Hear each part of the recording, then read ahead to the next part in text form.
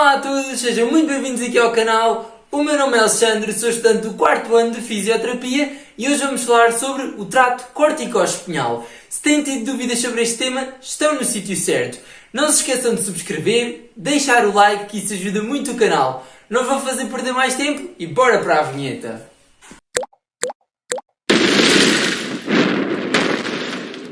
O trato corticoespinhal é um dos mais importantes do corpo humano e, tal como o nome indica, corticoespinhal significa que ele começa no córtex e vai até à medula espinhal. E este é o trato responsável principalmente pelos nossos movimentos voluntários, aquele que eu quero mexer o meu braço e eu mexo porque eu quero de forma voluntária. Vamos então perceber de onde é que vêm as fibras, ou seja, quais os neurónios que contribuem para este trato corticoespinhal. Existem várias áreas, sendo que 2/3 da informação nervosa vem do giro pré-central, enquanto 1/3 vem do giro pós-central. Ou seja, 2/3 vem do córtex motor primário, da área suplementar, da área pré-motora, enquanto 1/3 vem então do lobo parietal. Ora, muito importante perceber que os axónios destes neurónios motores superiores, ou neurónios de primeira ordem, eles vão descer pelo encéfalo e eles vão formar um emaranhado de matéria branca, porque são axónios, não é? E este emaranhado, logo ali, vai se chamar de corona radiata. Porquê? Porque tem uma forma de coroa e assim com várias radiações. Estas fibras vão descer e vão passar pelo braço posterior da cápsula interna, que é uma região entre o tálamo e os núcleos da base, mais especificamente entre o núcleo lentiforme. Ora, a cápsula interna, portanto, as fibras vão descer pela cápsula interna, vão depois passar para a parte anterior do tronco cerebral ou encefálico, passando pelos pedúnculos cerebrais do mesencéfalo, pela base da ponte e depois chegam então ao bulbo raquidiano. Ao nível do bulbo raquidiano vai existir a decussação destas fibras, ou seja, as fibras que vêm do lado direito, ou seja, do hemisfério direito cerebral, elas vão passar para o lado esquerdo do bulbo, enquanto aquelas que vêm do lado esquerdo do hemisfério cerebral vão passar para o lado direito do bulbo.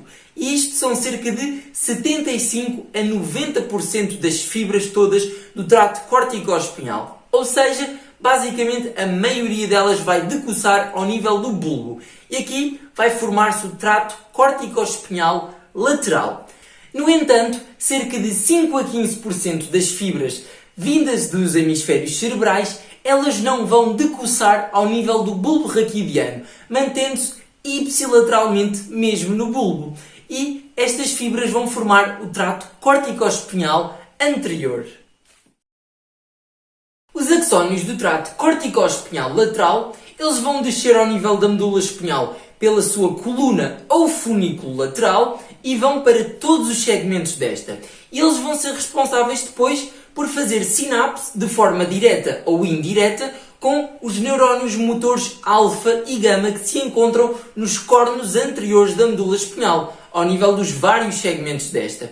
E, quando eu digo direta ou indiretamente, porque as fibras mais pequenas, que são a maioria delas, vão fazer sinapse primeiro com interneurónios e estes interneurónios vão ativar então os neurónios motores alfa e gama, enquanto as fibras de maiores dimensões do nosso trato corticoespinhal lateral vão então sinapsar diretamente com os nossos neurónios motores alfa e gama nos cornos anteriores da medula espinhal. E este trato corticoespinhal lateral vai ser responsável por inervar principalmente os músculos mais distais.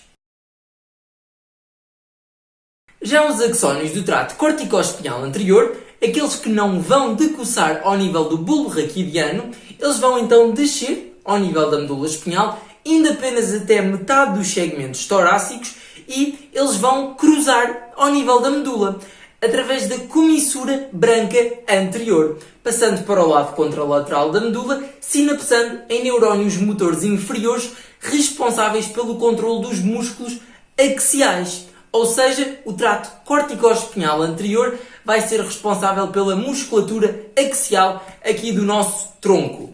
Também é importante perceber que pequenos números de fibras não vão decussar mesmo na medula e vão mantendo-se sempre ipsilateralmente. Daí eu ter dito no último vídeo que às vezes existe controle ipsilateral. Assim, para resumir de forma fácil, o trato corticoespinhal lateral vai decussar ao nível das pirâmides e vai inervar a musculatura mais distal do nosso corpo, sendo também importante pela velocidade e pela agilidade. Já o trato corticoespinhal anterior, ele não decussa ao nível das pirâmides bulbares, decussando ao nível da comissura branca anterior da nossa medula espinhal e indo apenas até mais ou menos a metade dos segmentos torácicos, ele vai controlar principalmente a musculatura axial. E estas são as suas grandes diferenças. O conhecimento do trato corticoespinhal é de uma relevância clínica muito importante. Por exemplo, no AVC da artéria cerebral média, que é dos mais comuns, o nosso córtex motor primário que fica lesado dá origem a uma hemiparésia contralateral, ao lado que está lesado ao nível do cérebro. E porquê? Por causa da tal decussação das pirâmides.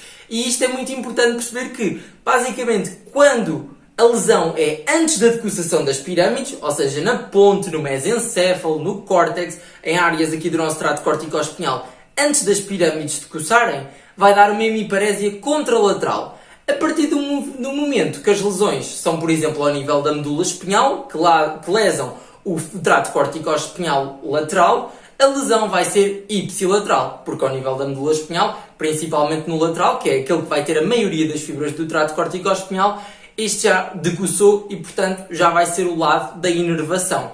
Espero que tenham compreendido e que não tenha sido muito confuso. E chega-se ao fim mais um vídeo. Espero que realmente tenham entendido a anatomia aqui do nosso trato corticoespinhal, que se divide em lateral e anterior, que tenha sido relevante para os vossos estudos. Se gostaram deste vídeo, deixem um like e subscrevam porque isso ajuda muito o canal e vemo-nos na próxima aula. Até à próxima!